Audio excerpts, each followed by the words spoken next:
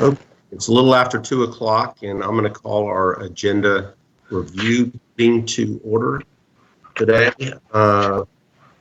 Interest in ensuring that the public gets an opportunity to participate. We're going to delete several items from the agenda. They're items that should warrant public participation.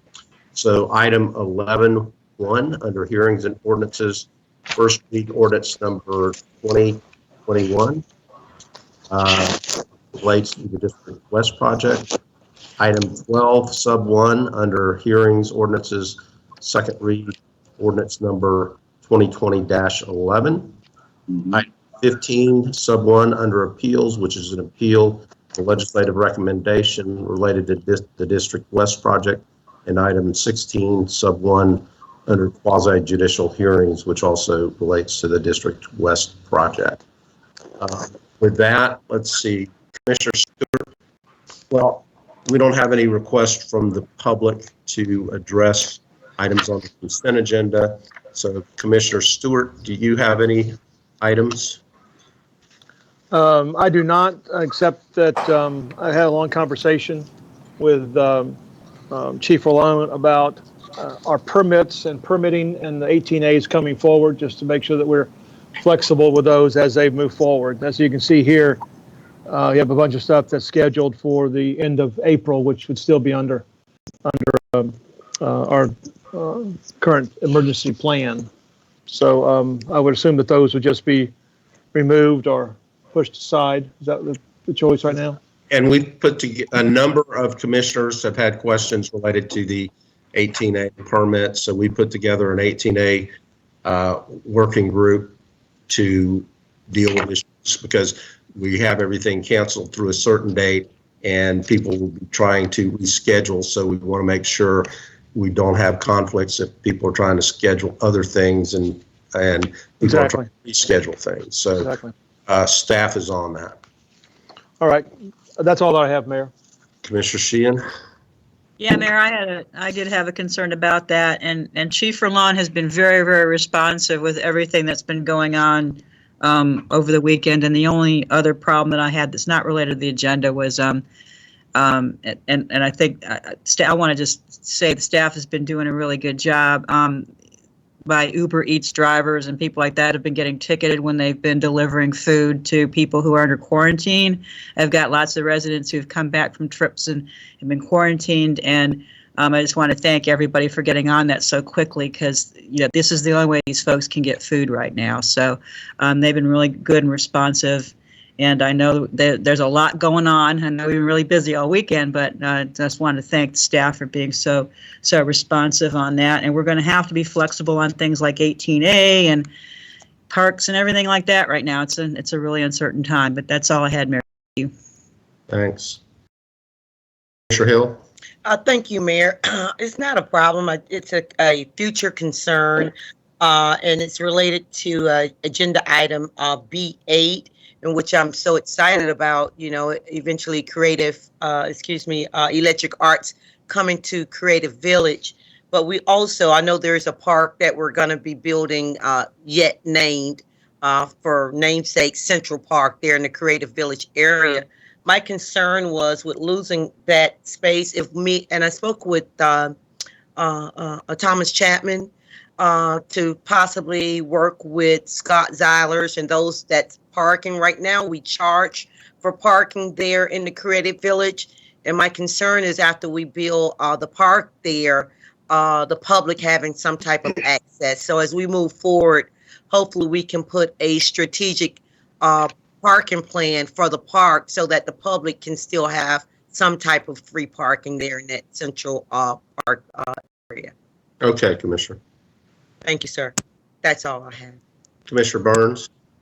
Thank you, Mayor. I don't have any questions or concerns. Okay. Oh, there you are. Commissioner Gray? Yeah, Mayor, I've got one issue, and if the council would allow me a couple of minutes to explain it now, because it's a consent agenda item, and it's associated with C2, which is the MPD minutes. One of the items, which is in my district, and I've spoken about it before in opposition. This is an annexation for 280 apartment units known as Noble Nona. And I just want to take a couple of minutes to explain my position and kind of share with the rest of the council my thoughts. Look, this is a 13-acre tract along Narcoossee Road south of the 417. It's currently in the county, and the property owners applied to annex. And that's nothing new. We've annexed a lot of property down there, and I've generally been supportive of that.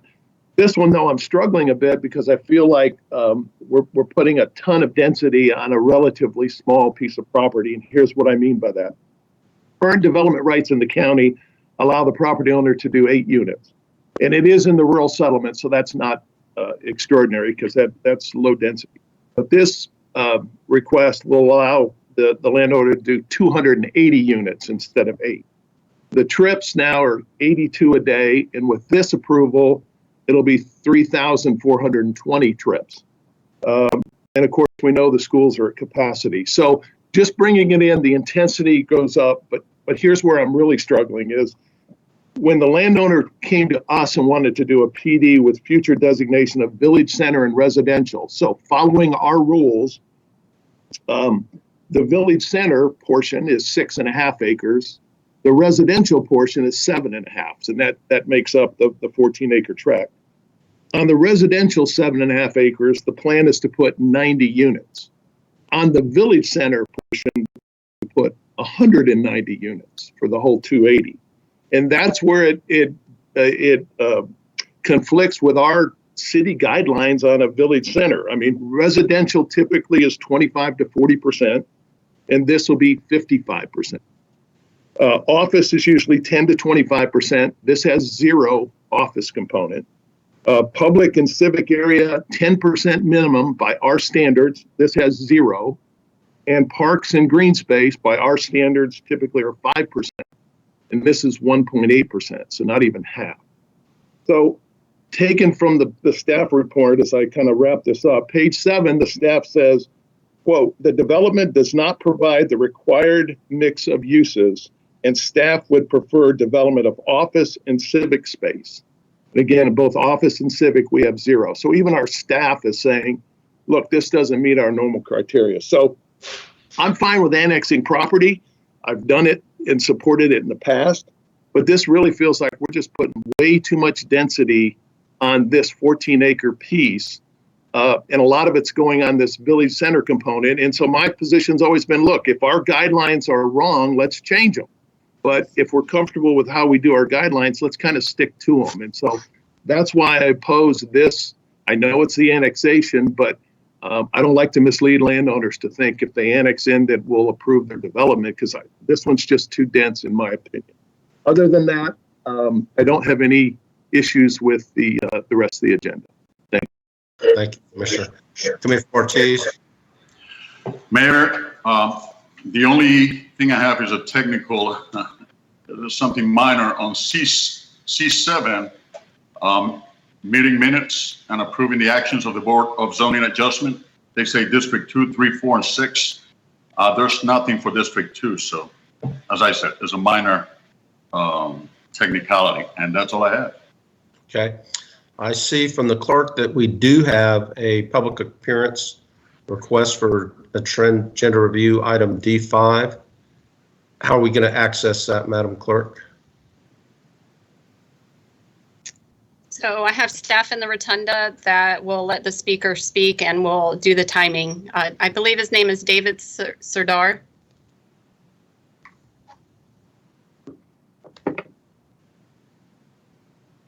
Okay, Mr. Sadar.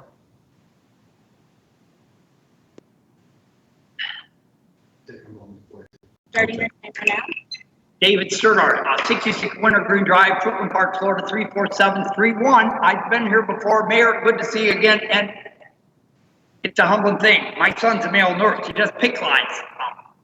Everybody, you first responders, all of your staff are first responders. Put your lives on the line. God bless you. But, you know, I just came back from Tallahassee. Thursday, March 12th. And Lucky Friday the 13th, you know, for the kids in the community. Why you keep action?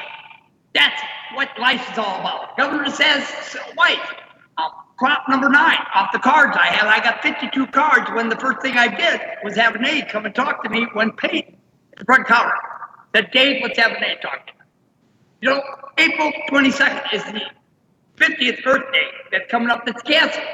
But it's our kids' future I'm worried about. And you guys, I'm speaking on the agenda on this part, that you're taking action for our kids' future. And God bless you. And there's a couple other public comment I'm going to ask a few things, but you know, environmentally, I'm worried about our kids' future. I got a Bible. I've got a Bible now signed by the Groveland Four family. One of them that knows in half the countries in Africa they ban plastic bags. And you know, we got more things to worry about. But on the back burner, when there is light at the end of the tunnel, I'm just a concerned citizen that takes action, that goes to Tallahassee. I was up there January 28th, 29th, and 30th also. Student Day, Senior Day. I saw Billy Wood, the sheriff of Marion County. I've been to Marion County on the 17th, St. Patty's Day, at a 11 a.m. emergency meeting, the only one there. And they're doing visuals. Also, our phone calls, I was the only public comment. At 5 p.m. Ocala. I've been to Volusia County before Bike Fest was closed down. And the Volusia County chairman administrator gave me the cards, and the administrator of the sheriff's department gave me Sheriff Chitwood's card. I mean, I was in Orange County on John Nina, the great sheriff of Orange County. And you guys all put your lights on. God bless you. And I just want to say what you can do for the kids. You know, that's what life's all about. Okay. I have a friend of mine in my mobile home park that just had a heart attack today. In the morning, a neighbor catches him in the golf cart. The wife, she calls. He's at the hospital. She can't even go in. Thank you for being here. Thank you. Okay, IT team, I think we need to work on the sound of the rotunda. I don't know if that was all just echoing down there or that was difficult to understand. Okay, anything else on agenda review? Then we will, without objection, adjourn the agenda review. Mayor? Meeting. Yes. I'm reviewing the information that Jim had brought up. Is there a way that we can delay approval on that portion and look at it at our next meeting? I think we're meeting in 2 weeks, aren't we? On item D5. It's I think it's item number 6 on C2. I mean, some of the questions he's raised, I'm a little concerned that our MPB is a unanimous decision with so many differences in terms of what our land management calls for.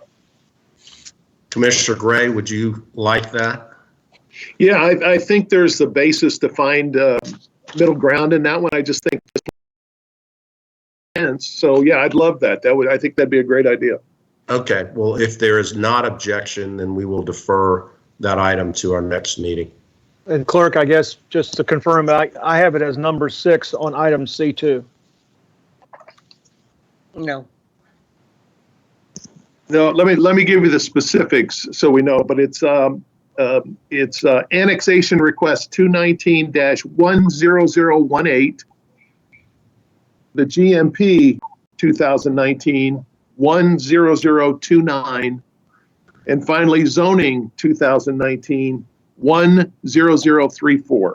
Those 3 issues are all associated with Noble-Nona annexation. All right, then if there's not objection, we'll defer those items to the next meeting. Thank you, sir.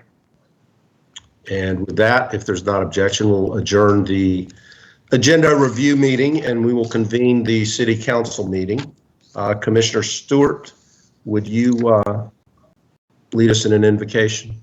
I will be glad to, Mayor. If you'll allow me a little bit of a leeway, it is a difficult time that we're all dealing with, and I want to say, as part of the invocation, a special thank you to you and your leadership and your team. But I found something that was a friend of mine sent me, and I thought it'd be worthwhile to read it because it's a little long, but that I mean just only about a minute and a half. But I think it is worthwhile. So if you allow me that. I'll start off with this. For the sick and infected, God help and heal, sustain the bodies and spirits contain the spread of this infection. For our most vulnerable populations, protect the elderly and those suffering from chronic disease, provide for the poor, especially those that are uninsured. For the young and strong, give them the necessary caution to keep them from unwittingly spreading this disease, inspire them to help. For our local, state, and federal governments, I'm going to say especially our mayor, our city council, and those that we've been working with in terms of our staff. God, help our elected officials as they allocate the necessary resources for combating this pandemic. Help them provide more tests. For our scientific community, leading the charge to understand the disease, to communicate its gravity, give them the knowledge and wisdom and persuasive voice. For the media, committing to provide up-to-date information, help them to communicate with appropriate seriousness without causing panic. For consumers of media looking to be well informed, God, help us find the most helpful local information to equip us to be great neighbors. For those with mental health challenges who feel isolated and anxious, and help us, God, provide them every necessary support. For the homeless, unable to practice these protocols of social distancing and a sheltering system, protect them from the disease and provide them isolation in the shelters of our city. For international travelers who are stuck in foreign countries, help them return safely. For workers in the varied industries facing layoffs and hardships, keep them from panic. Inspire us to support them generously. For families of young children at home in an unforeseeable future, help the mothers and fathers to partner together creatively for the care and flourishing of their children. For single mothers and fathers, and grow their network of support. For parents who cannot stay home from work, help them find care for their children. For those in need in regular therapies and treatments that must be postponed, help them stay patient and positive. For business leaders making difficult decisions that affect the lives of their employees, give these men and women wisdom and help them to lead self-sacrificially. For pastors and church leaders facing challenges of social distancing, help them creatively imagine how to pastor during this difficult time. For college and university students whose courses or studies are changing, whose placements are canceled, whose graduation is uncertain, God, show them what life is uncertain and their trust in you. And then most importantly, for our frontline healthcare workers, we thank you for their vocational call to serve us. We pray for them to keep safe, be knowledgeable, be clear-minded, to be free from anxiety, give them compassion, provide for them financially, and help them exhibit the extraordinary peace that makes it beyond understanding. I ask these things in your precious name. Amen. Thank you, Commissioner. All right, I'm going to lead the pledge and we'll stand, but my suggestion to everybody is to stand to the side, not in front of your camera for obvious reasons.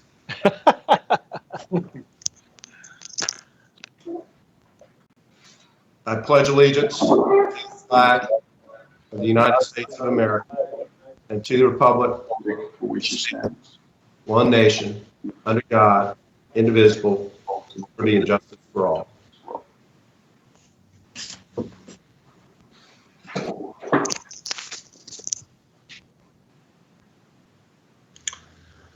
Okay, I'm going to call the meeting to order. Madam Clerk, would you call the roll and make a determination of a quorum? Commissioner Gray, Here. Commissioner Ortiz, Here. Commissioner Stewart, Here. Commissioner Sheehan, Here. Commissioner Hill, Here. Commissioner Burns, Here. Mayor Dyer. Here. Mayor, you have a quorum with all members present. Thank you, Madam Clerk. Let's take up the workshop agenda review and city council minutes from February the 24th. Second. Motion by Commissioner Hill, second by Commissioner Sheehan. All in favor of the motion indicate so by saying aye. Aye. Those opposed, the motion carries. So I'll get into the mayor's update. As we're dealing with the spread of the COVID-19 virus, we're taking the precaution to social distance, and this is our first virtual city council meeting, so everybody bear with us. Some other agencies have had some of the board members present and some remotely, but we wanted to go ahead today and test drive this methodology so that if we absolutely have to go to this method of holding our meetings, that we've had a run through while we still have staff that are around to help us out. And we also want to protect our city staff and public while social districting. And of course, this format allows us to keep our city moving, keep our projects and programs and services available to our community, and they're expecting us to keep municipal services available, whether that's first responders, whether that's law enforcement, or whether it's important public works functions like picking up the garbage. I want to thank our city staff, some of which I've just mentioned, those who are in the field and those who are working remotely, for their dedication during this time. And over the last few weeks, Orange County, City of Orlando, and our regions had to make some difficult decisions, present and some remotely, but we wanted to go ahead today and test drive this methodology so that if we absolutely have to go to this method of holding our meetings, that we've had a run through while we still have staff that are around to help us out. And we also want to protect our city staff and public while social districting.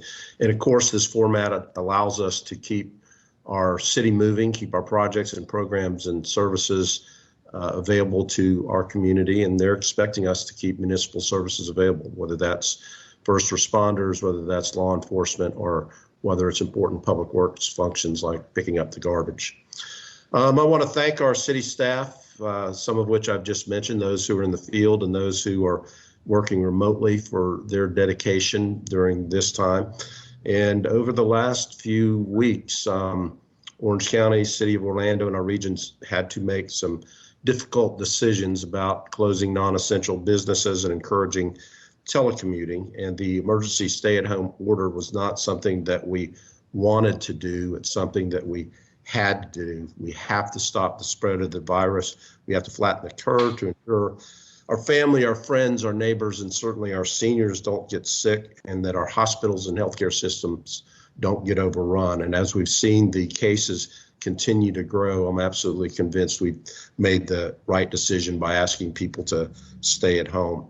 I did have one housekeeping item, but Commissioner Stewart has already addressed it, and that's the issue of 18A permits. And as I mentioned, we do have a internal task force that is dealing with that. And I know that probably some of your constituents are calling you about individual events they may have scheduled out, but we don't know how long we'll have our facilities closed, but we are on that item. So with that, we will move to the consent agenda. And that's a number of items acted upon through a single vote of council. We give each of our council members an opportunity to comment on the consent agenda and also update you on things in their district. And Commissioner Stewart, you are first up today. Thank you, Mayor. I'll make my comments short, and but I've got a couple of things I'd like to say. Like everything we've done in the past, this meeting is nothing like we have ever done before. I want to say special thanks to our staff, especially to our clerk and the work they've been doing, as well as those who trying to get us online. So thank you very much for that. Today happens to be National Doctors Day. So please take a moment to thank all of our medical staff, from doctors and nurses to janitors and hospital cafeteria personnel, anybody that you run into, especially on the front lines of this particular pandemic. As a reminder, I want to make sure that we know that we're making some changes on the I-4 Ultimate project. They've made some changes on the exit for Colonial Drive on the westbound side. So we now are going to exit on the right until that is continued. So make sure you guys check out the I-4 Ultimate online to get all that information. As the staff and I continue to work remotely, we're available through email, which is the easiest way, and we're checking voicemail consistently. So please let us know if anybody's out there that needs service. We want to respond. And I want to say our prayers will continue as humanity sweeps through all, as our humanity sweeps through all of the actions of these coming months, like I have seen happen so many times. Mayor, I want to say a special thank you to you and your leadership, and and the work that you've been doing along with Orange County.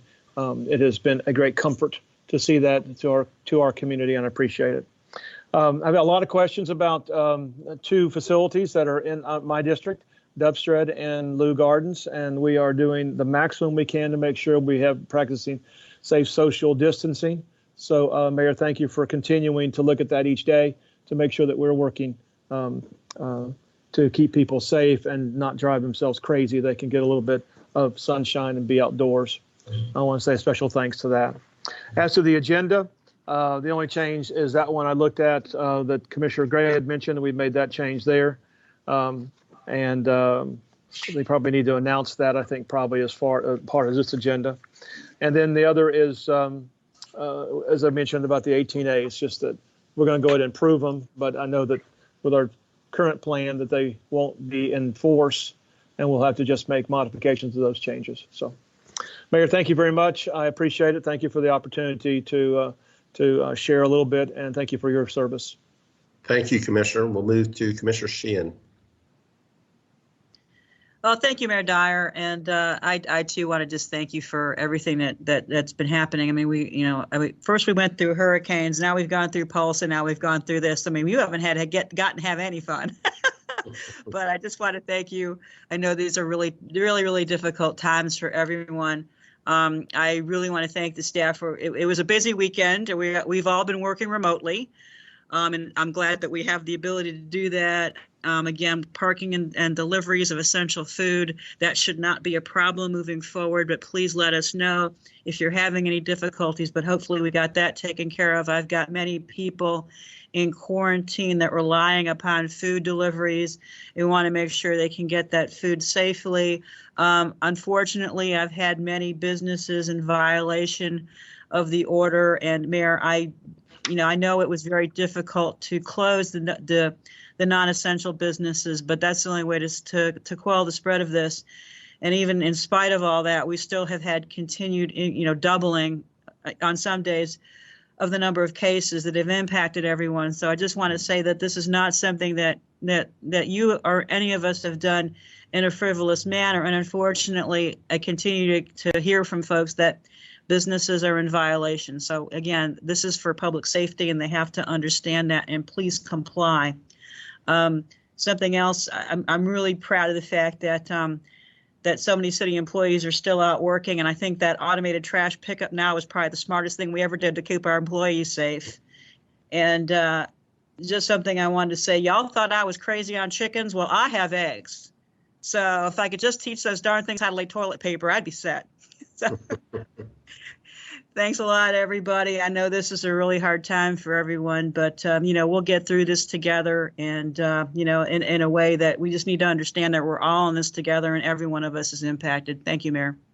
All right. Thank you, Commissioner. Commissioner Hill.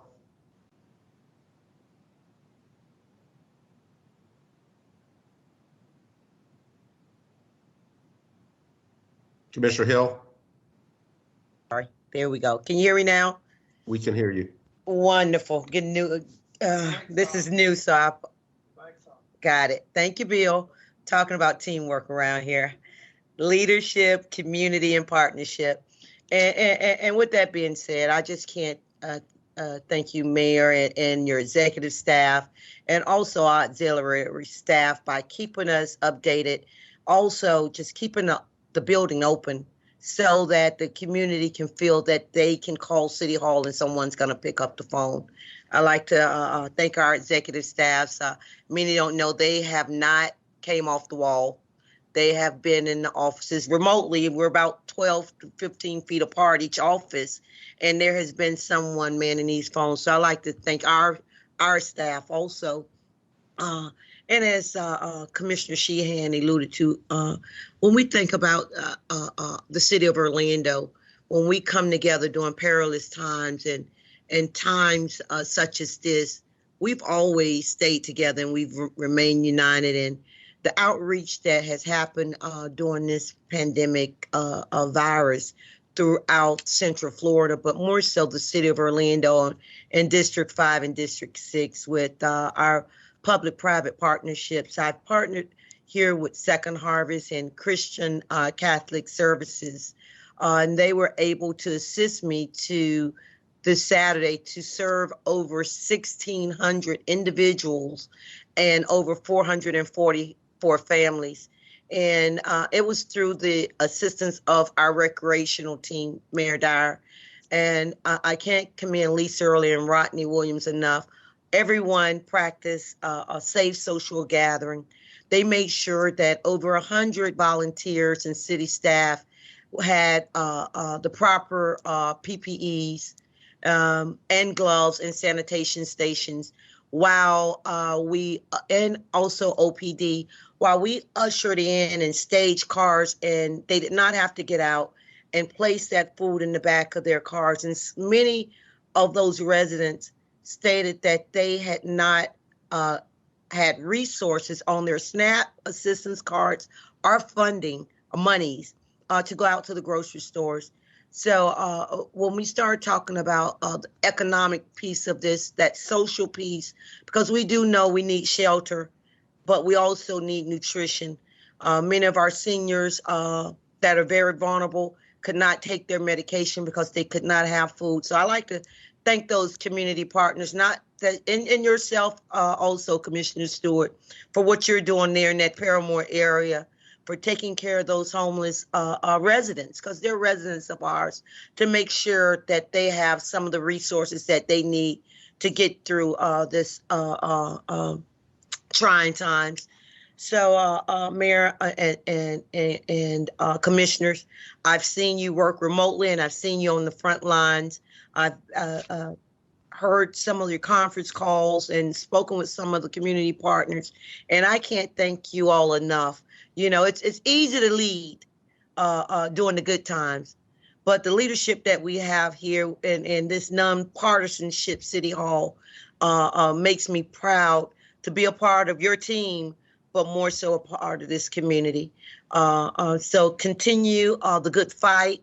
We will get through this together, but I'm so hopeful that even through the worst of times, that there's better days ahead. You know, during that recession, we didn't know where, we were going to rebound. But I think Orlando and the city and the county, we're so much more ahead of the curve than we was in 2005 and 8. And this is what I see. This is an opportunity. I know myself, trying to remain hopeful.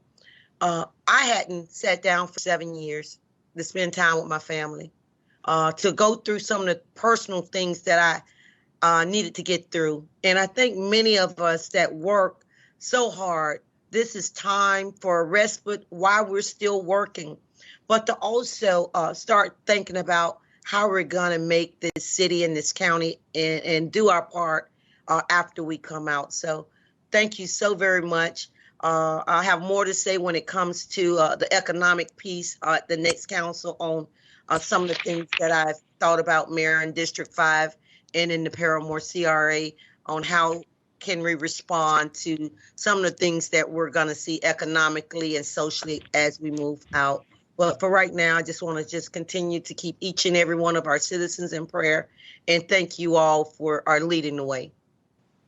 Thank you, Commissioner. We'll move to Commissioner Burns. All right. Thank you, Mayor. First, I'd like to say thank you to all the commissioners for your leadership. Thank you, Mayor, for your leadership as we continue to combat this coronavirus.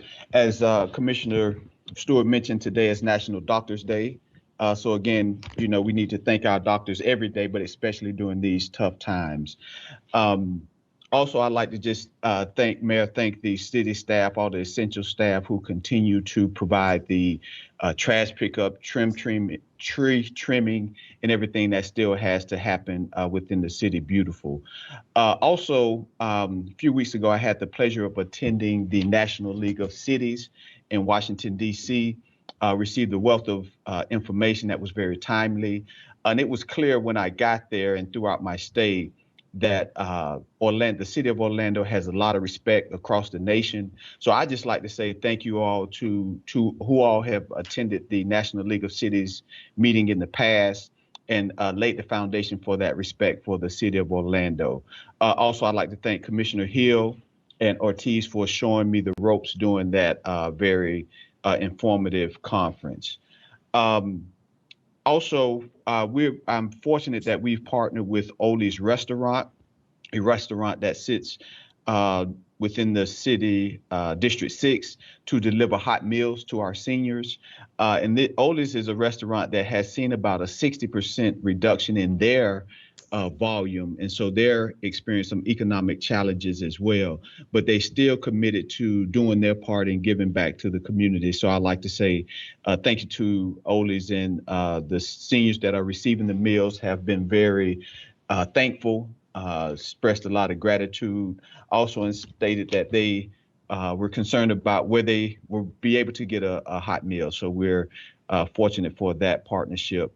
Also, I had the opportunity of participating in the Feed the Need event over at OCPS ACE, kind of in the stead of Commissioner Hill, as she was over at the Northwest Center doing the same thing. And that's one of the things that's beautiful about our community, is that we gather resources, come together, and then we spread the troops to ensure that individuals need the service get served. So it was a pleasure to be there with John Rivers of Four Rivers, and their commitment to providing meals and food distributions throughout our city.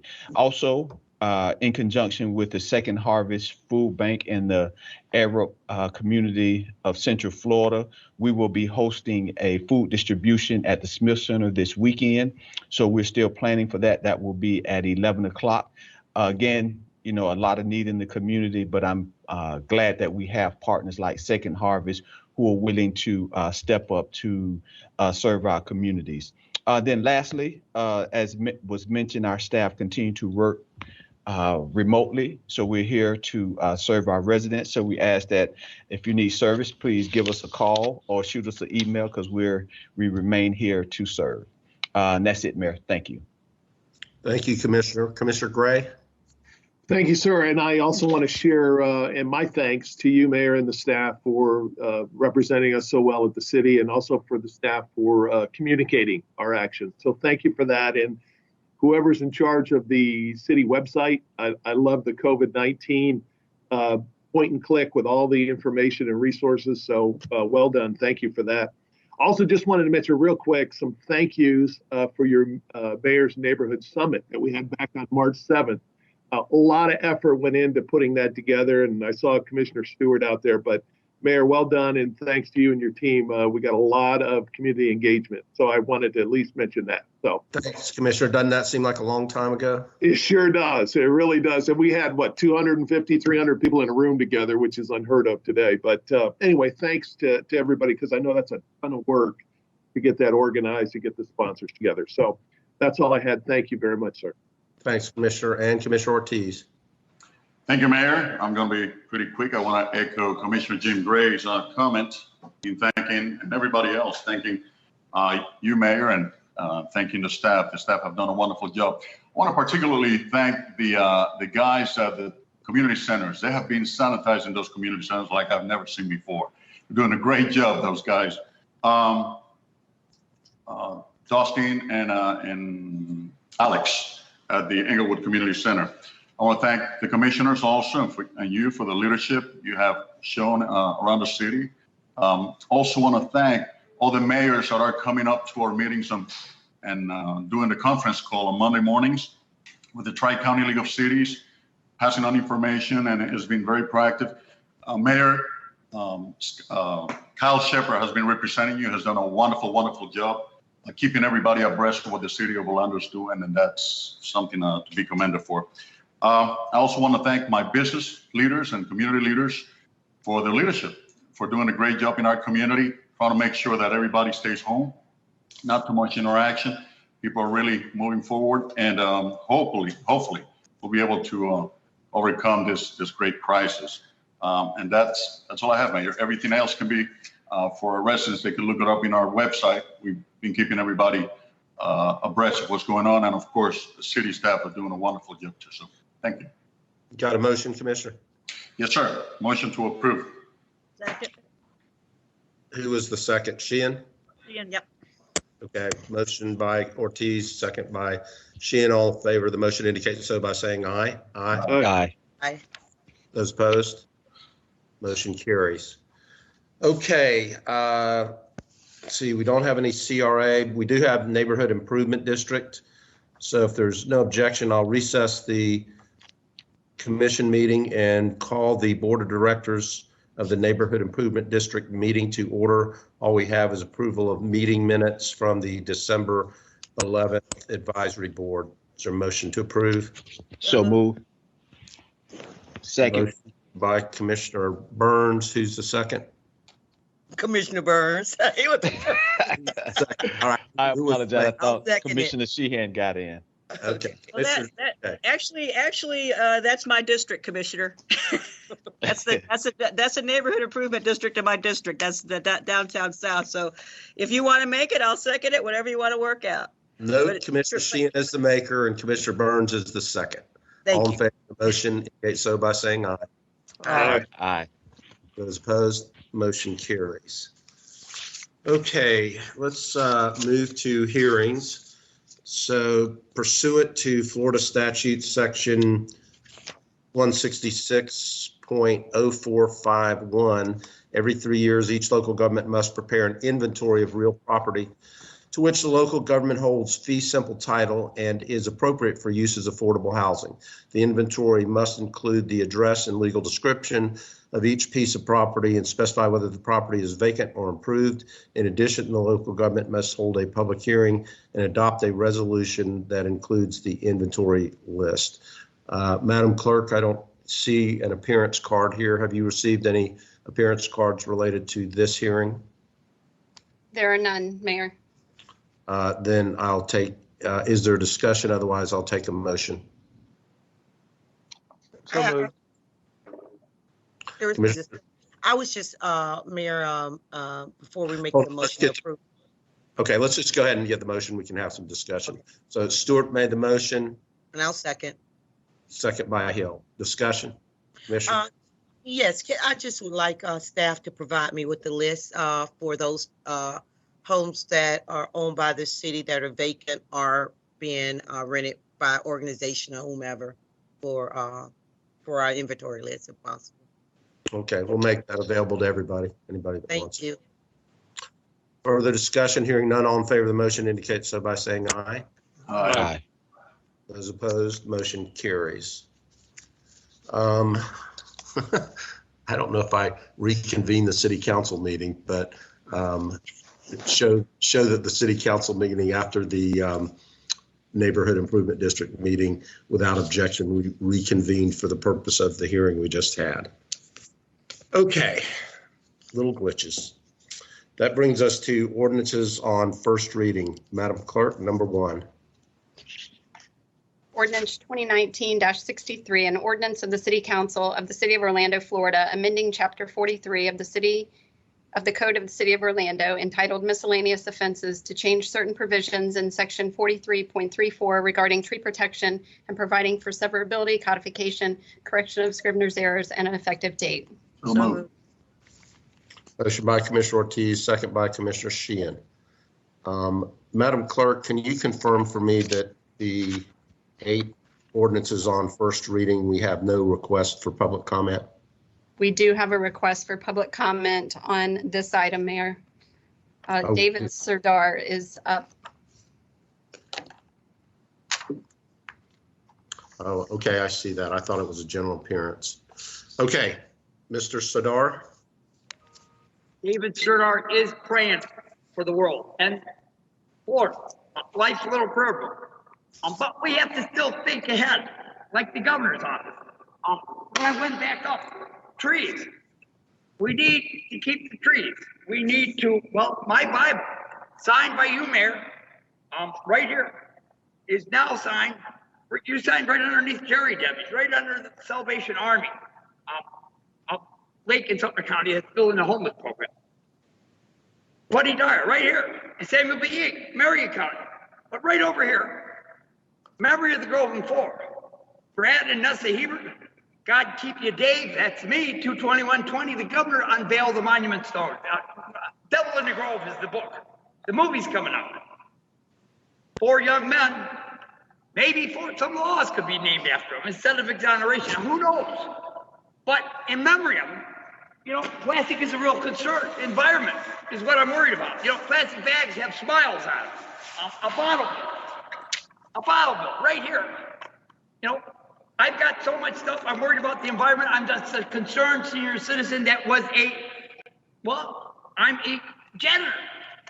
I broke into the unions and I worked my way up. And I'm a certified in water damage. I may be appointed Area 4 St. John's River Water Management District. I walked in a parade. I can show you that. But, I've been in front of the guy down the street here, Jerry W. He's a great guy.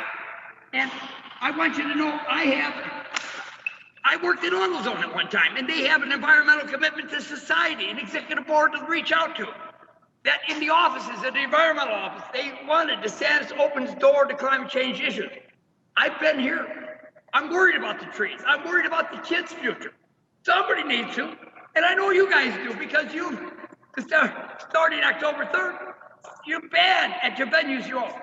So even though we have a terrible, terrible problem, we still have to hope there's light at the end of the tunnel. I've got Bibles. I've got so much. I'm from Waukegan, Illinois, Jack Benny's hometown.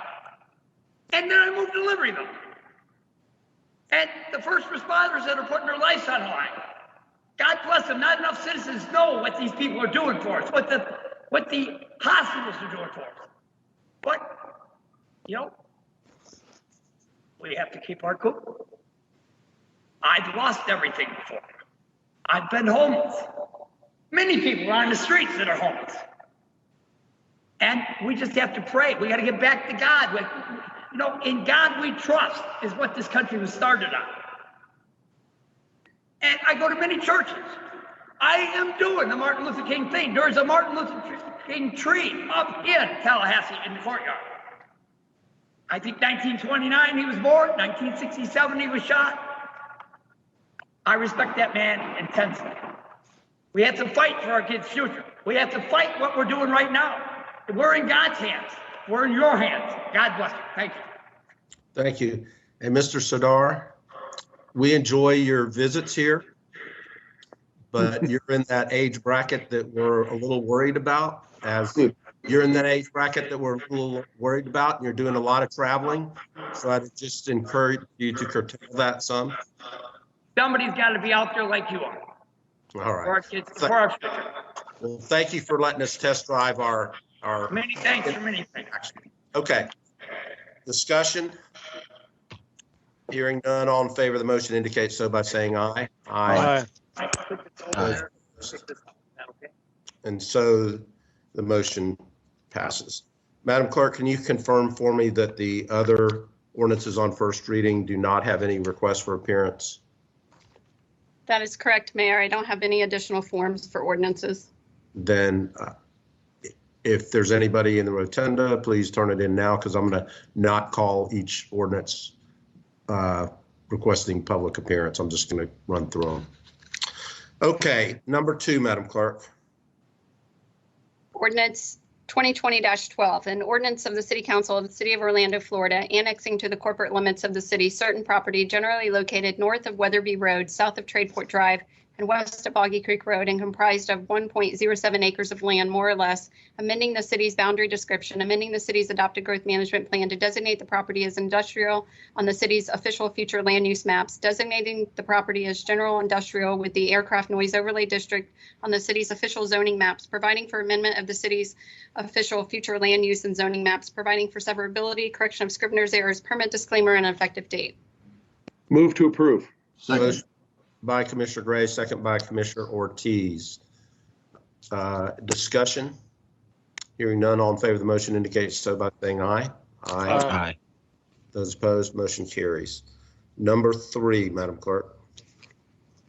Ordinance 2020-13, an ordinance of the City Council of the City of Orlando, Florida, amending Chapter 60, Orlando City Code to update the regulations regarding protected trees, amending Chapter 65, Orlando City Code to update the submittal requirements for various development applications to enhance tree preservation, providing legislative findings and for severability, codification, correction of Scrivener's errors, and an effective date.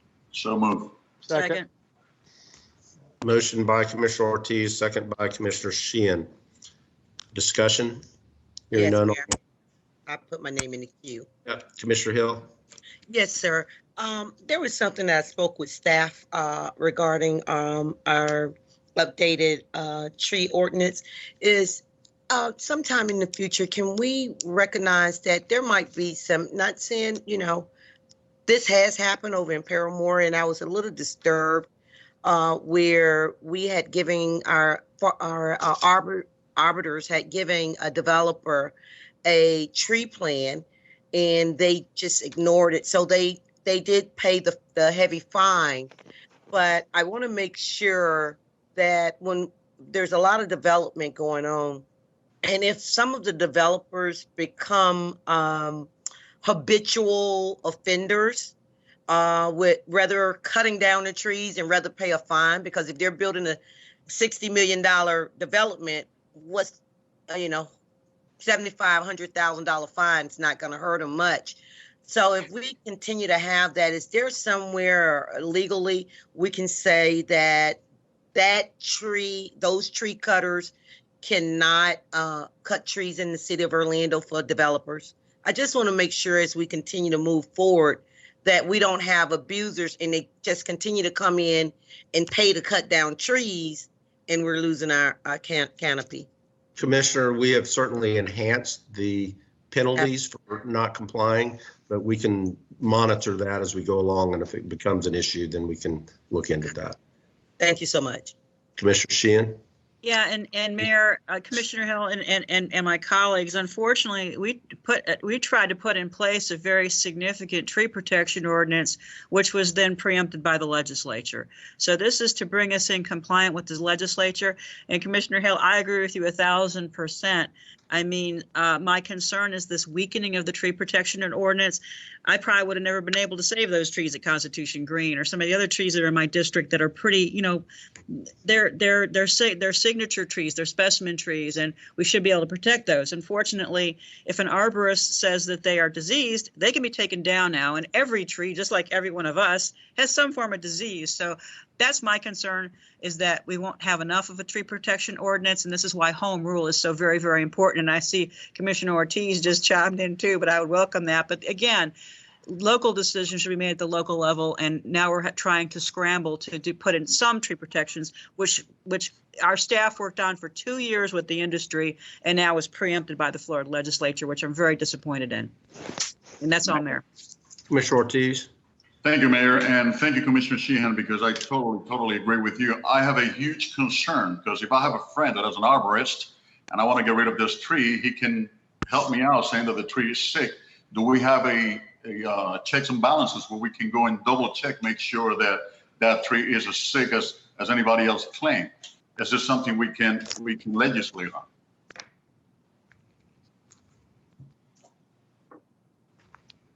Say that again, Commissioner Ortiz. I'm basically piggybacking on Commissioner Sheehan's comment, which is very true. If I have a friend of mine who's an arborist, right, and I want to get rid of my tree in the back of the house, and the tree may be healthy, but I want to get rid of it, and he would sign up saying that it's sick, do we have a way of doing checks and balances, having somebody from the city to go and double check on that premise? And if not, how can we work this out with the state? Well, we probably should try to get a glitch bill related to this, because I don't think under the legislation we have the ability to override the arborist at this point. So that is correct, Mayor. And how do we go about to find them, to find if it's, how about if it's alive? If it's not, if it's, Again, the way they set the legislation up, it's out of our hands. It's in anybody that's certified as an arborist, right, ability to do it. That's sad. And this was my, Mayor, if I can, and that was my concern, that we would start getting a bunch of cottage arborists that will be known as the tree cutters. Yeah. And that's a concern. That's why we wanted our staff to be an independent authority on this, because we all know if a developer wants to do something, they hire a certain, and they won't need a traffic study, they hire a certain firm, because they know that firm's going to be, more better for their cause. And the concern is that we're going to start having the same thing with arborists. when it comes to tree protection. So Commissioner Ortiz, I wish we could do more, but that was my concern as well. I think we spent 2 years working with the industry, working with everybody on this to get a really good ordinance written to protect trees, and then somebody took it right up to Tallahassee and got it preempted. And again, we should have the ability to protect trees within our own communities, and this is ridiculous. So thank you, Mayor. Commissioner Ortiz, that'd be a good thing for League of Cities to ask its entire membership. If there are abuses, we'll see abuses here in Orlando and we can complain about it at our meeting, but it would be good to have the League of Cities say to all the cities, hey, if you're having abuses, let us know so that we can amass all of the abuses around the state. Mayor, there's going to be one of the agendas this next year as it comes when it comes to our presidency. We're going to see how many of those preemptions we can reverse. Thank you. Commissioner Stewart. Thank you, Mayor. One of the things that has concerned me as well, am I okay? Yeah. Is that along with what Commissioner Sheehan said, the issue really ends up being that the tree is cut and then we're having to come in after the fact. I mean, part of the problem is that guys will just cut the tree, even with an arborist or a certified landscape architect. We don't have to know anything about it. All of a sudden the tree is now to a stump, and the next thing you know, the next door neighbor goes, what in the world happened? So that's why I think this preemption bill is so dangerous to us, because we don't even get notice of what's going on anymore. And then they just kind of run out. So I'm afraid Commissioner Sheehan is right. You end up with cottage arborists, but even worse, cottage arborists after the fact. They cut it down and all of a sudden they find some disease in the middle of the tree and go, oh, of course it was there. And next thing you know, we don't have these gorgeous trees in our canopy. This really addresses much of the commercial issue that we do have some legislation on. But I think Commissioner Ortiz is exactly correct. I mean, we need to move forward on that. And Tony, on the board with you, let me know what I can do to help you. You betcha. Commissioner Sheehan, you're still in the queue again. Did you already finish? I'm good, Mayor. Thank you. Okay. No further discussion. All in favor of the motion indicate so by saying aye. Aye. Those opposed, motion carries. Okay, number 4, Madam Clerk. Ordinance 2020-14, an ordinance of the City of Orlando granting Zen Outdoors Environmental LLC, DBA Keller Outdoor Environmental Services, a non-exclusive franchise to provide roll-off container collection and disposal of solid waste within the City of Orlando, outlining franchisees' duties and providing the terms and conditions under which such franchise shall operate, providing for severability and an effective date. So moved. Second. Motion by Commissioner Sheehan, second by Commissioner Stewart. That's what we need, is a little Zen outdoors, I think. Maybe the last one for a while, Mayor. Yeah. Yeah. Okay. All in favor of the motion indicate so by saying aye. Aye. Aye. Opposed, motion carries. Number 5, Madam Clerk. Ordinance 2020-15, an ordinance of the City Council of the City of Orlando, Florida, relating to medical marijuana dispensaries, amending Chapter 58, Part 4R2, Section 58.873, Land Development Code to remove provisions inconsistent with state law and to remove the cap on the number of dispensaries, providing legislative findings and for severability, codification, correction of scrivener's errors, and an effective date. So moved. Second. Motion by Commissioner Sheehan, second by Commissioner Hill. Discussion. Commissioner Stewart. Yeah, the only thing that I want to make sure the community knows is that we have not changed our other coding, other requirements. There'd be a distance from the residential, distance from churches, distance from schools. When we say preemption here, we're preempting those ideas of the number of people that the state is allowing to come in, but we haven't changed those other things. I want to make sure the community understands that as a whole. And distance from each other. Right. Further discussion? All in favor of the motion indicate so by saying aye. Aye. Aye. Those opposed, motion carries. All right, number 6, Madam Clerk. Ordinance 2020-22, an ordinance of the City Council of the City of Orlando, Florida, annexing to the corporate limits of the city certain land generally located north of West Central Boulevard, west of Barlow Street, and east of North Ohio Street, and addressed as 2217 Central Boulevard and comprised of 0.327 acres of land, more or less, amending the city's adopted growth management plan to designate the property as industrial on the city's official future land use maps, designating the property as industrial commercial on the city's official zoning maps, providing for amendment of the city's official future land use and zoning maps, providing for severability, correction of scrivener's errors, permit disclaimer, and effective date. So move. Second. Motion by Commissioner Hill, second by Commissioner Sheehan. Is there discussion? I'd just like to make a comment, Mayor, on that piece there, that I'm just really excited to finally see some progress over in that industrial park area of the John Young, Tampa, Old Winter Garden core. And to annex this into District 5 in the city of Orlando, I think will now start to see that blight in that industrial unincorporated county and other street city into our community as we continue to build that West Lakes community. I just want to applaud the developer that's coming in there to help us circumvent the blight in that area. Further discussion, Commissioner Stewart? No, I'm okay. Okay. All in favor of the motion indicate so by saying aye. Aye. Those opposed, motion carries. Number 7, Madam Clerk. Ordinance 2020-23, an ordinance of the City Council of the City of Orlando, Florida, amending Chapter 2, Article 23, Orlando City Code to conform the procedures for quasi-judicial hearings to statutory amendments, removing matters relating to the Human Relations Board, providing legislative findings, and for severability, codification, correction of scrivener's errors, and an effective date. So move. Second. All right. I got Commissioner Sheehan. Who was the maker? Hill. Okay, motion by second by Commissioner. Now I'm getting some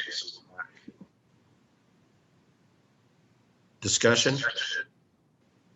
All in favor of the motion indicate so by saying aye. Aye. Aye. Those opposed, motion carries. And number 8.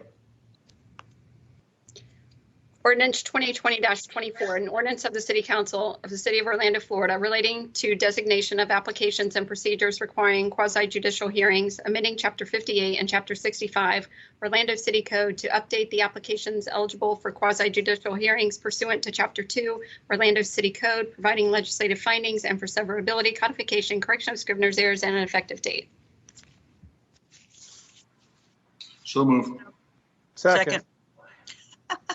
Motion by Commissioner Ortiz, second by Commissioner Stewart. Is there discussion relating to this matter? Hearing none, all in favor of the motion indicate so by saying aye. Aye. Aye. Those opposed, and so the motion carries. Commissioner Burns's computer has kicked off the system, so let's give him just a minute to see if he can get back onto the meeting site.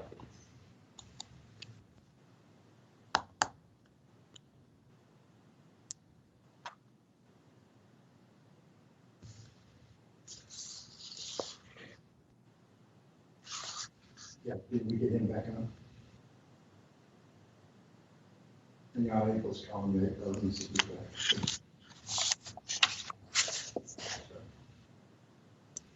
Yes.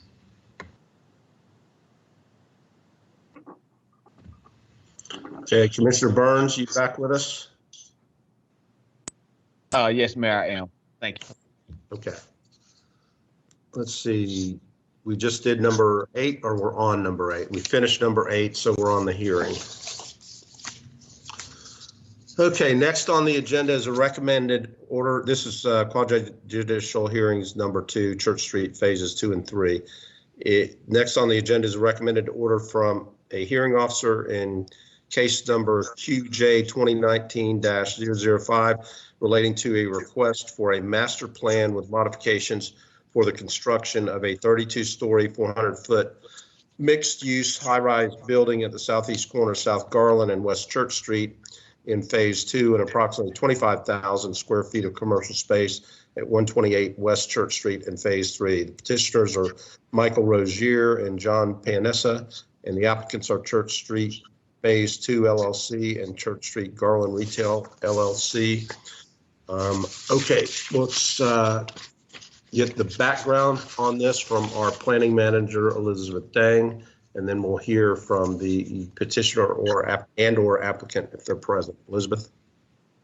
Good afternoon, Mayor, City Council members. First, I'm going to share my screen, so let's get started there.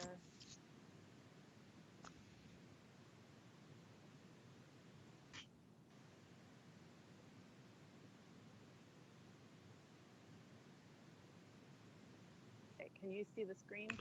We have the PowerPoint, but the volume, you could turn up your volume if that's possible. I'll try to speak into the microphone. Okay, that's better. All right, thank you. So good afternoon, everyone. This is case number Master Plan 2019-10056, Church Street, phases 2 and 3.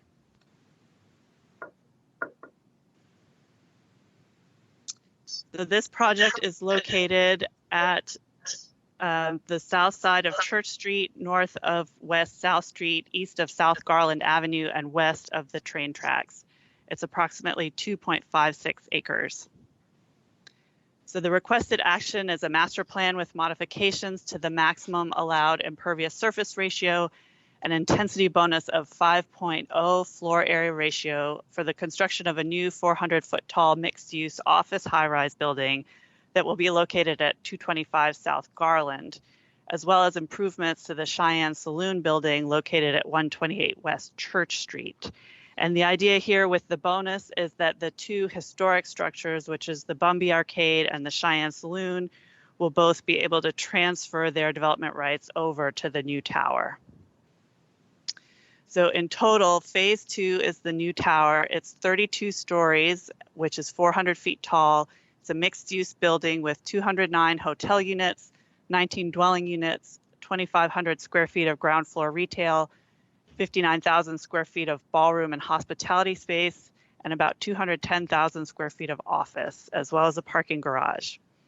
Phase 3 will be an addition to the commercial space at 128 West Church Street, which is the Cheyenne Saloon. So if you look at the map here, Item 1, that is the first phase, which is the new SunTrust Tower that was recently completed. Then there will be the second tower immediately to the north, which is the new tower. And then the existing Bumby Arcade is labeled as number 4, and the Cheyenne Saloon is labeled as number 3. And then a close-up on the site plan here, we've flipped the north arrow so it's facing right, and you see Church Street at the right of your screen. So phase 3A is the Cheyenne Saloon, which is proposed for some improvements to renovate the property. Phase 3B is the Bumby Arcade, which is where the Hamburger Mary's site is located, and those are the tenants that have appealed through the quasi-judicial process. Phase 2 is the proposed tower and is the current location of the Church Street ballroom site. And phase 1 is the existing newly built tower to the south. So the Bumby Arcade was built in 1886 and the Cheyenne Saloon followed in 1920. The Church Street Ballroom was constructed in 1994, which is after the area was established as a historic district, so it is not considered a contributing historic structure and is eligible for demolition. In 2015, the master plan was approved for phase 1, which is 25 stories, which has since been built. And then in 2019, the property owner received approval from the Historic Preservation Board to make improvements to the Bumby Arcade building to create a food hall. Previously, the Historic Preservation Board approved a courtesy review of phase 2, and the master plan was approved by the MPB in October. This item was appealed and a quasi-judicial hearing was held in January. On March 6th, the city received the recommended order from the hearing officer, which was approval subject to the conditions in the staff report. This map identifies the future land use category, which is Downtown Activity Center. That is the most intense land use category we have in the city of Orlando. The zoning is AC3A, which is downtown activity center zoning. It includes the traditional city overlay, the major attraction overlay, and the northern part has the historic preservation overlay as well. So this project is part of the historic district, and the courtesy review was received in October. But this project will have to go back to the Historic Preservation Board for a major certificate of appropriateness for phases 2 and 3. And as part of that phase 2 request, the applicant will apply to demolish the Church Street Ballroom, which was built in 1994. This shows the site plan for phase 2. You can see on the right-hand side the extension of the platform for the new Sunrail station, which will be moved to this location. There will be shops and restaurants near the Sunrail station entrance, as well as a shared courtyard, and then the vehicular access to the site will be from Garland Avenue. This slide shows the building elevations. It is taller than the currently built tower. You can see here that it's a 400-foot tall building, and the current building is about 325 feet. So it's an extra 7 floors. So master plans are quasi-judicial matters and are conducted according to the Florida Supreme Court ruling in Brevard County versus Snyder. And the city code allows persons who are dissatisfied with a board recommendation to obtain a de novo hearing before a hearing officer. That was conducted on January 14th of this year. That meeting included a site visit and several hours of testimony. The subject property, the findings by the hearing officer included that the subject property is in the most intense zoning district in the city code, and the building is that the petitioner's business is located in is owned by the applicant, and the petitioner is a tenant. The property at 110 Church Street was included as part of the master plan in order to allow that transfer of development rights to occur. And that will help to ensure the long-term viability of the historic structures because they won't have any additional development capacity. The proposed development was the subject of a separate courtesy application for the Historic Preservation Board. And in addition, the food hall was approved by the Historic Preservation Board as well. So the accusations by the petitioners are a landlord and tenant issue, and it's really beyond the scope of the hearing officer and the quasi-judicial process. So those actions are not the result of approval of a master plan amendment, and those are not part of the criteria for approval. So therefore, the hearing officer recommended approval of the application as it is consistent with the city's requirements for approval of a master plan. So the final recommendation is to deny the petition and adopt the Municipal Planning Board's October 15th, 2019 recommendation in case number MPL 2019-10056. So the options for the City Council are to approve the hearing officer's recommendation, deny the recommendation, or approve the recommendation with changes. And the staff is recommending approval of the quasi-judicial the hearing officer's recommended order. And I'm available if you have any questions. Are there questions for Elizabeth? Okay, pursuant to city code, we have no obligation to entertain comment or argument. Historically, we have given each party 5 minutes, and I understand the petitioner is not in attendance, but has sent a letter to be read into the record. Madam Clerk, could you read the letter? To Mayor Dyer and City Commissioners. Petitioners Michael Rogier and John Paonessa, Hamburger Mary's Bar and Grill. Dear Orlando leaders, we are not able to come to you today due to the social distance request made by our government representatives and for the safety of our community. We do miss this opportunity to present our case in person due to the fact that over 200 loyal customers wanted to join us here today. When the issues of this project went public, we expressed our situation on our social media sites and had overwhelming support from over 77,000 respondents. When you couple the support with the over 2.1 million visitors to our restaurant over the last 12 years, we feel these numbers should be heard. Hamburger Mary's continues to object to the MPL 2019-10056. We have followed the protocol of appeal and hearings, which brings us here today. Today, you will decide if the MPL 10056 should be approved. That project on its own merit is not the reason for our appeal. We object to that project because of the coattails that the project relies. HB 10068 and BLDG 13722.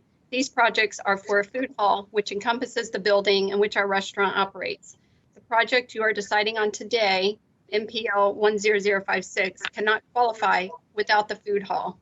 The many building calculations and overlay applications, as noted in the quasi-judicial 005 hearing, are 100% dependent on the construction of the food hall. So why is this a problem for Hamburger Mary's Bar and Grill? The approval of HB 10068 and the eventual issuing permit BLDG 13722 food hall violates our landlord-tenant lease. These violations include elimination of Hamburger Mary's ADA access, elimination of our side building cafe, blocking our ability to maintain our rooftop mechanicals, violation of our exclusivity for American fare food offering in our complex. Protection of these items is specifically granted in our landlord-tenant lease. These violations will find the landlord in default and will result in legal action. The legal action will not be just with the landlord, but will also include the City of Orlando, as the city has been complicit by allowing the HB 10068 approval to process without oversight and without all the lease violations considered. As everyone is aware, public input is allowed, including the HB 10068 food hall project from May 1, 2019. Why did Hamburger Mary's not object then? The answer is simple. Lincoln Properties, the developer, contacted Hamburger Mary's in March of 2019 with an inquiry to purchase their lease.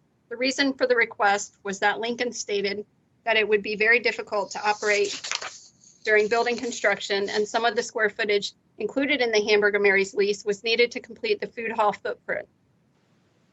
Those discussions continued until the 1st of May, when Lincoln made an in-person offer to Hamburger Mary's.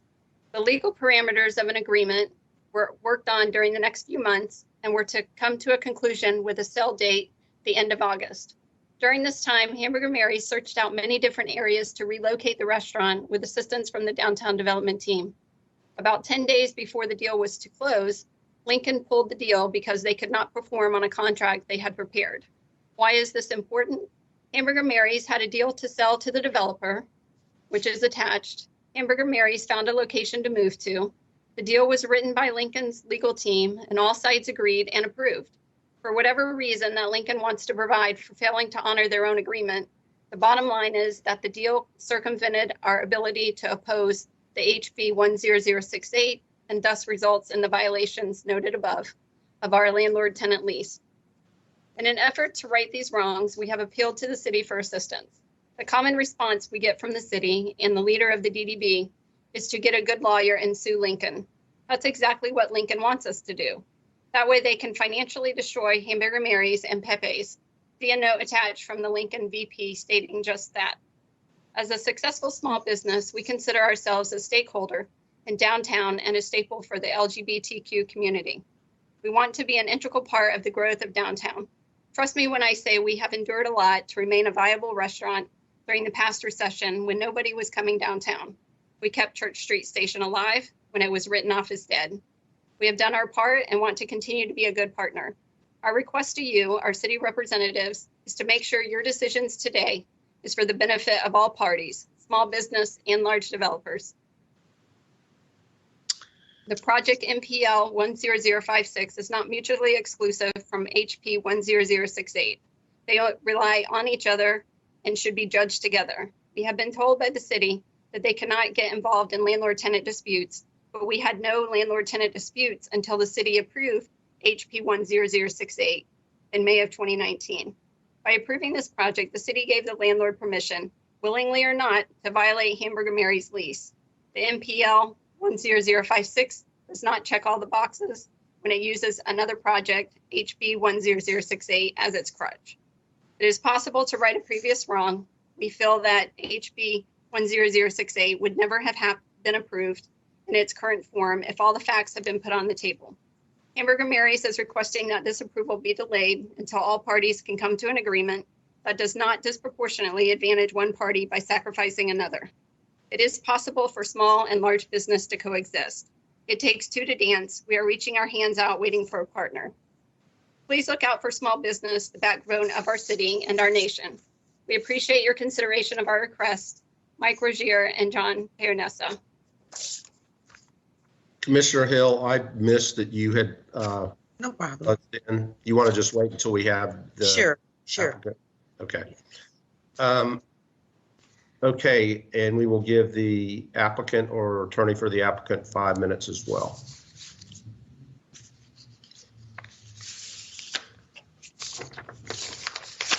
Scott Glass.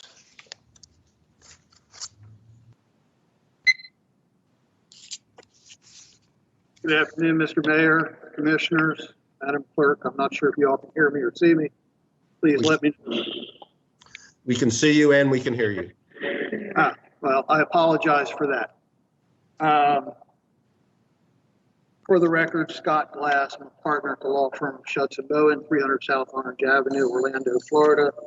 I represent the applicant and respondent, Church Street Phase 2 LLC, Church Garland Retail LLC. We're here to support staff's recommendation. I would respectfully remind the commission that no objections were filed to the recommended order by petitioners, which they had the opportunity to do under the code. They did not provide me with a copy of that letter that was just read. I'm sorry, but the acoustics down here are terrible. I didn't understand 3/4 of that letter. What I do understand, though, is that under the code, under section 2.209 of the code, parties are allowed to argue before city council, but are not allowed to submit new evidence. So I presume there was no new evidence offered in that letter. If there was, I would request respectfully that you not pay any attention to it because your code prohibits the introduction of new evidence. I would also remind the commission, the council, I'm sorry, that at the hearing, which was an extensive and lengthy hearing, including site visit, each side had an opportunity to present evidence. If you look at the recommended order under conclusions of law, starting with paragraph 7, you'll see statements petitioners failed to offer any competent substantial evidence. You look at paragraph 8, petitioners failed to meet their burden of proving by competent substantial evidence that the application does not comply with the criteria set forth in the Orlando City Code. Paragraph 9, but petitioners failed to provide competent substantial evidence to support there was an allegation regarding fire code. So this goes on and on with each paragraph. So there was absolutely no competent substantial evidence submitted by the petitioners in this case. The city staff, on the other hand, even though the burden was not on the city staff, as noted by the hearing officer, provided ample competent substantial evidence supporting the application. And we certainly support staff's recommendation. And finally, Elizabeth, Ms. Nang showed you a list of options that you have. You can accept the recommended order, which I would certainly encourage you to do. You can reject the recommended order. But if you do that, I would just point out that under Florida statute 166.033 sub 1 and sub 3, you're required to give written findings as to why you're denying the application, and you're required to cite specific code provisions which are failed. There's plenty of citation and evidence in the recommended order as to why you should approve. There's absolutely nothing adduced at the hearing as to why this should be denied.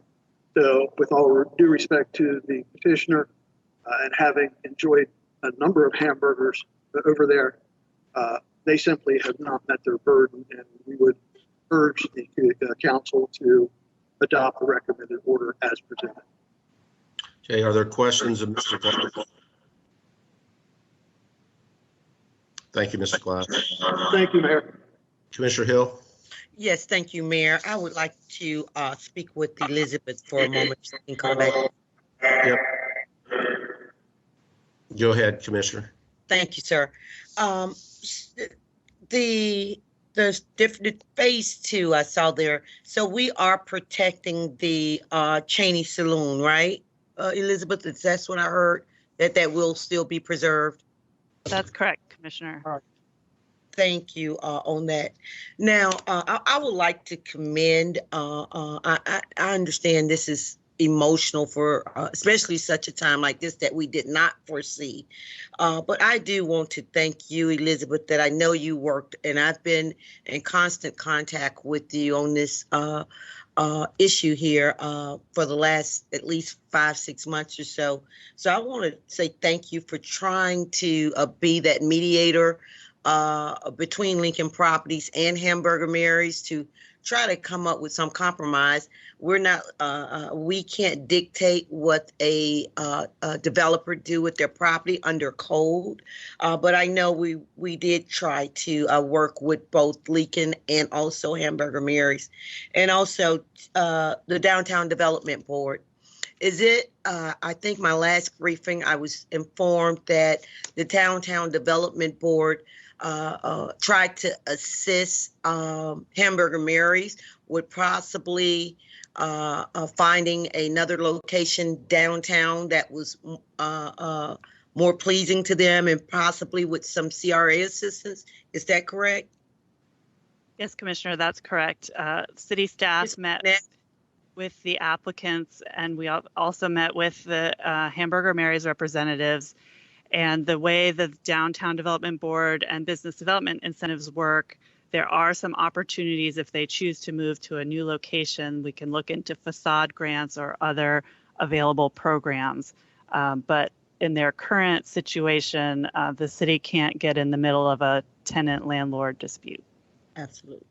So on our last briefing, I got better understanding. Now, the Hamburger Mary's site will not be a demo. Is that correct? They still can perform services there. Is that correct? It's just with construction. I know, like most businesses in the downtown core, and especially in other areas, when there's construction, it might be impacted negatively for a while. But am I hearing this will bring thousands and thousands of folks to this facility here with the food, with the ballrooms, with the mixed use, with it being 30 something stories? Is that correct?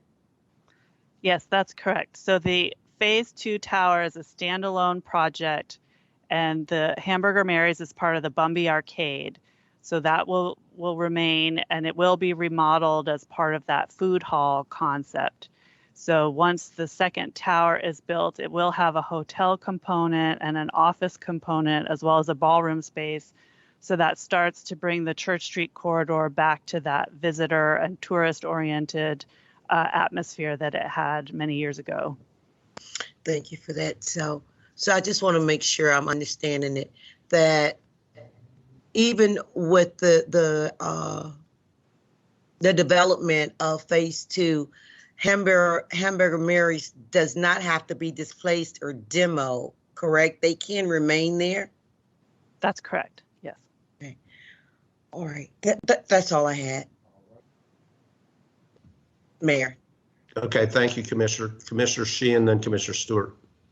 Well, thank you, Mayor. And I think a lot of us have enjoyed this restaurant. And it's certainly, one that's important to the LGBTQ community. But I'm stuck too because, this is a landlord-tenant dispute. And Mr. Glass did allude to the fact that he said he could not hear, the letter that was just read into the record. So if there was a way for us to provide that to them, and just because something legal doesn't always mean it's the nice thing to do or whatever. And I just think if they could try to work it out, you know, you don't want to go in there having a lot of folks upset. And this is the one place that's been open, you know, since Church Street really kind of shuttered and everything like that. And if they could just, I'm going to support it today, but just ask them to try to be nice and try to work it out. Because again, you know, it doesn't help anybody for a really successful tenant to be so unhappy and putting the stuff on social media and everything like that.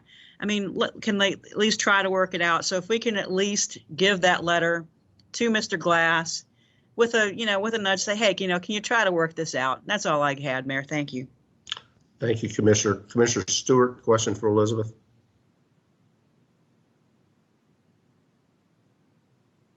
Commissioner Stewart? There you go. The key question I think Mr. Glass brought up is that any new evidence that was brought through the letter that was not included in the quasi judicial. I understand that process, and we can't entertain any of that information. So, is everything that was here, was that also submitted as part of the quasi judicial hearing? I think Mr. Rogier summarized his points that he made as part of the quasi-judicial hearing. I didn't hear anything brand new. Okay, all right. And the other concern I think in the letter I saw was that he had provided some evidence of actually trying to make an attempt to go someplace else. I don't find that any place in here, although I would assume that based upon what Commissioner Hill has said, that we stand ready to help as best we can. Is that correct? Yes, that's correct. They have not approached us recently about a new location, and I think they are still willing to work with the landlords to see if they can resolve their issues at their current site. And based upon what you gave us, what is the timing for them to have an impact on that portion of the building at phase 4? That is something I'd have to refer you to Mr. Glass if he's still available, if he has the timing of the construction. I think a lot is sort of up in the air these days, but he may know more than I do on that. Is Mr. Glass available? Can you give me an idea? Give him just a second. Okay.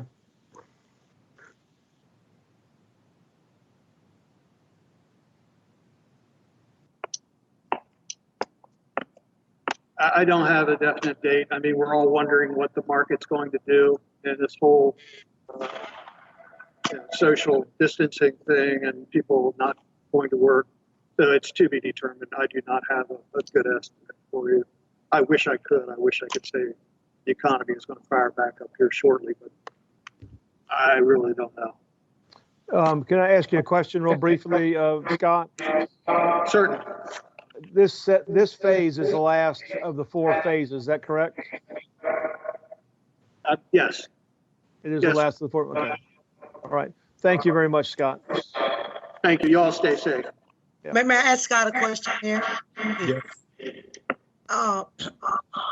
I agree with Commissioner and Commissioner, and I like that also that Hamburger Mary's isn't just important to the LGBTQ community. Me and some of my friends have had multiple birthday parties over in that area at that facility for years and years, yearly. So it's when it comes to entertainment and great food, we appreciate them being an anchor there in the Church Street corner. But do you think, have all conversations ended, Mr. Glass, to where at some point you can reconvene during this time, some conversation with Hamburger Mary? I know it's up to your clients and each one of them, and there's nothing we can do outside of what we've tried to do here at the City of Orlando. But do you think there can be some more dialogue that take place down the road, which I'm going to support this because legally you have legal standing. And I really believe I know it seems a little glim because, as you said, right now, what the crises we're going through, and for any small business that might be impacted by construction, I get it. Quite a few businesses have gone under because of growth. But I do believe with this development in the long term, if we could sustain Hamburger Mary's there at that facility, that they're going to see growth, they're going to see clientele that they've never seen before, and it'll be a positive impact if we could stop the bleeding during the construction. There's some type of conversation that can be had about that. The construction impact with Hamburger Mary's by keeping them there and keeping them as that anchor as we move forward with great growth, and I think it's a great development plan.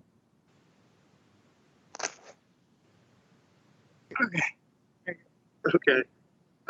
Commissioner Hill, I looked over at Mr. Staley from Lincoln Properties, and he nodded his head. Definitely, they're certainly willing, and I think we all appreciate Hamburger Mary's and the food and entertainment they provide. So it's just that's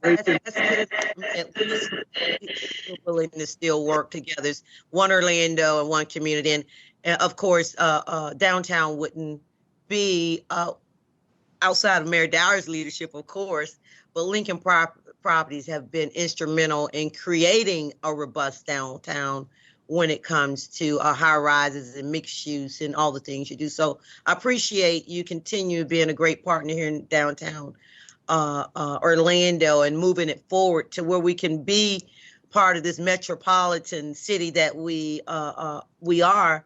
And hopefully we won't forget those that have labored and been there during the most darkest times of the city of Orlando during our blighted part. So I look forward to you all continuing the dialogue. Hopefully, we can get to some type of medium to where it's best for the greater good. So, Mayor, I would move this vote forward with the move to approve. And I won't put the contingency in there as a recommendation for the quasi judicial appeal changes, but I would take Lincoln Properties and Mr. Glass for their word. Okay, so your motion is to adopt the recommended order of the hearing master. Yes, sir. Okay, is there a second? Second. Second by Commissioner Ortiz. Commissioner Burns is in the queue. Yes, Mayor, I do agree that this is a landlord-tenant issue. In the letter that was read, it seemed to me that there was a offer by Lincoln Property to buy out the lease of Hamburger Mary's, and then there was a retraction of that seemed to me may have impacted their ability to relocate. And I just wanted to get some clarification of what happened with that. So that was my understanding of what stopped them from being able to relocate. Mr. Glass?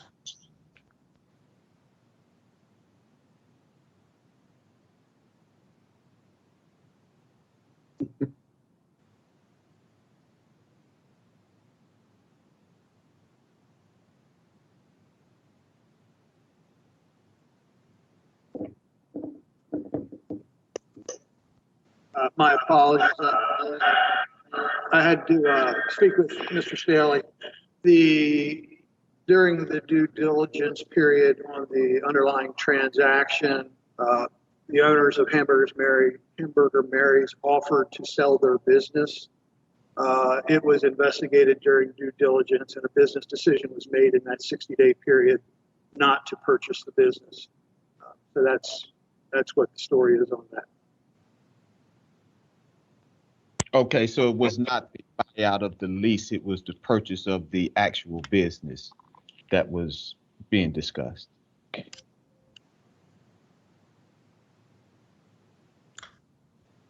We don't have sound on Mr. Glass. Okay, sorry. I said that is correct, Commissioner. It was the business and not just the buyout of the lease. So. Okay, thank you. May I speak again? Commissioner? Because this is quite shocking. that what I just heard, to be honest with you. So am I hearing that actually Hamburger Mary's wanted to get out of the hamburger business? The owners, they wanted to sell to Lincoln Properties. It wasn't helping to relocate or impact funds, that they actual wanted to sell the business and walk away. That is correct. Okay, thank you, sir. Commissioner Stewart? Thank you, Mayor. This technology is a little challenging because if you pause long enough, somebody else is going to jump in. So let me finish my thought from before, if you don't mind. The challenge I think that we have ahead of us exactly is that it's a landlord-tenant issue, but I believe that unfortunately for our community, but fortunately for Hamburger Mary's, this pandemic is going to buy them some time to be able to move forward. And I feel like Commissioner Hill and Commissioner Sheehan, that we just ought to be encouraging that as best we can. The city has resources that are available, and we ought to make those available again if there's a location.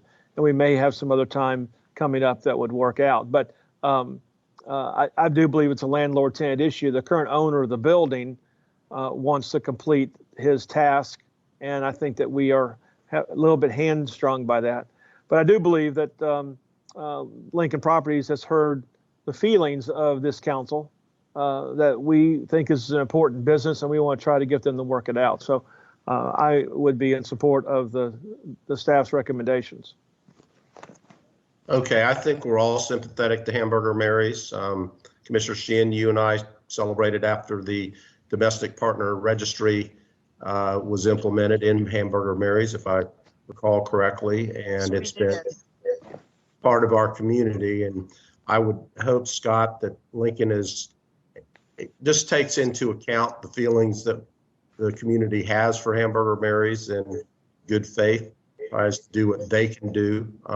And certainly we will make available whatever appropriate city resources there are. So, but I don't really think this was the appropriate vehicle to have this discussion under, but we had it. So Commissioner Hill has moved that we adopt the recommended order.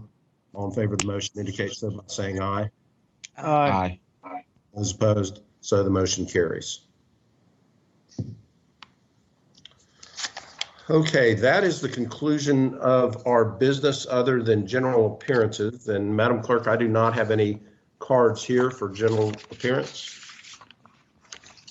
Mayor, I have one email that was sent to me for public comment to read into the record. And then we also have David Sodar, who would like to have a general appearance as well. That's okay. Okay, go ahead and read it. So I received an email from Dustin Hare.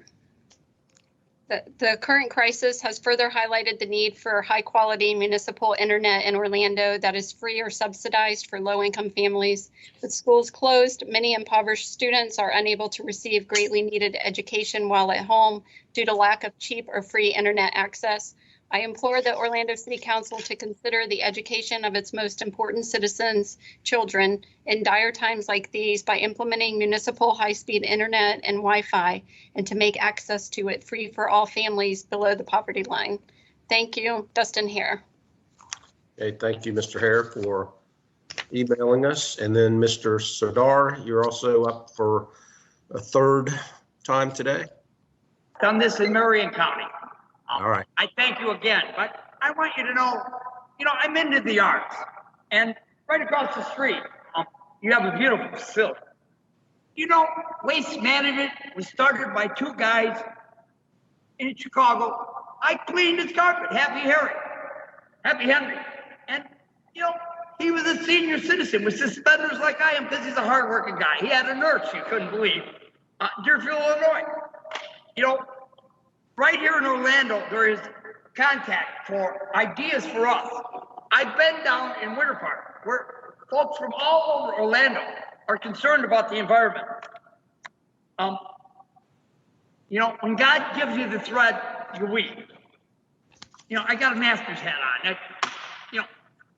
I'm a golfer, but that's just a game. I'm a great golfer.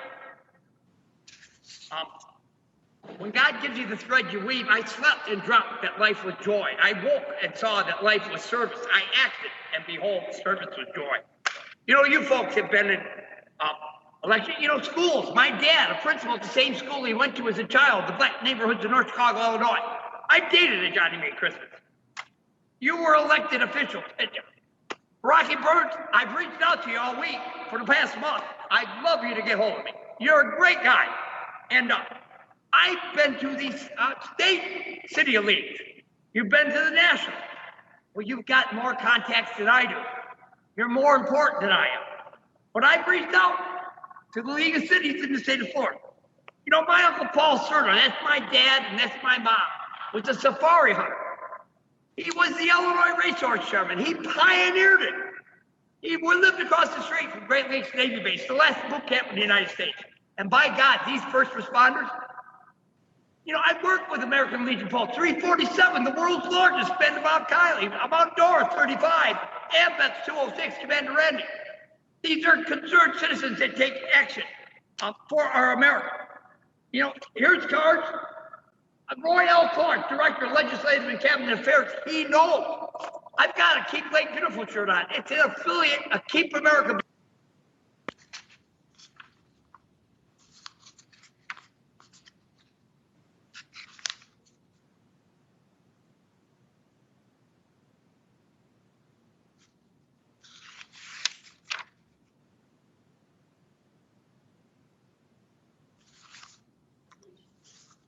We just lost him. Lost audio too.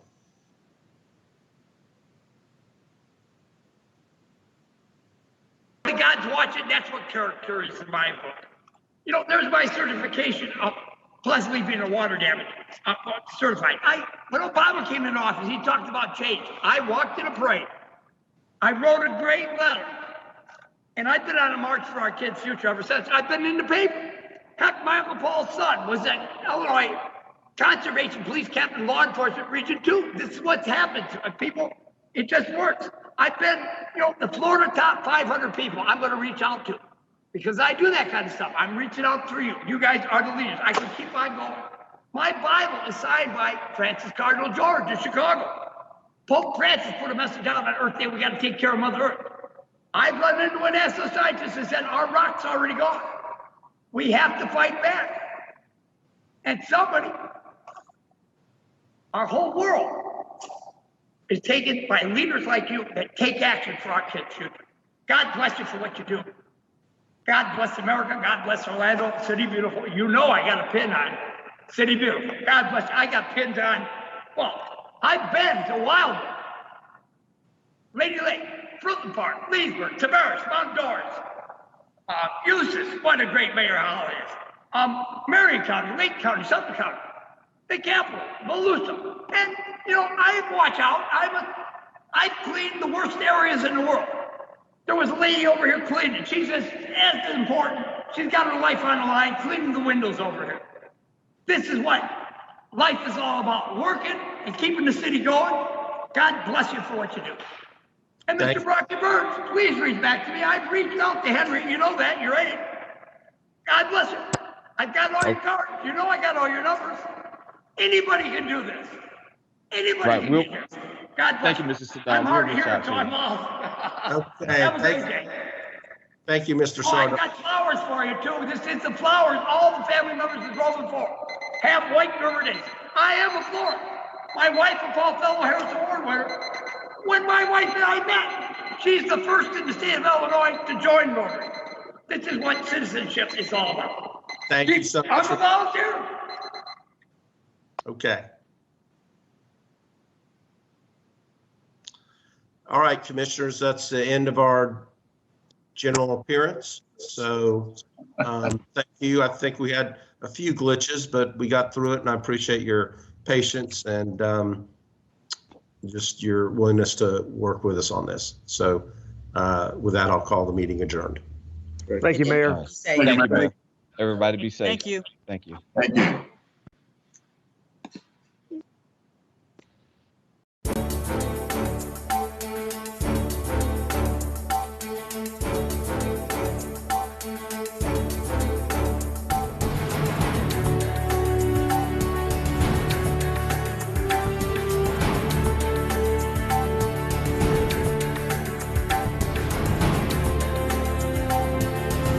Hay acciones cotidianas para ayudar a prevenir la propagación de enfermedades respiratorias.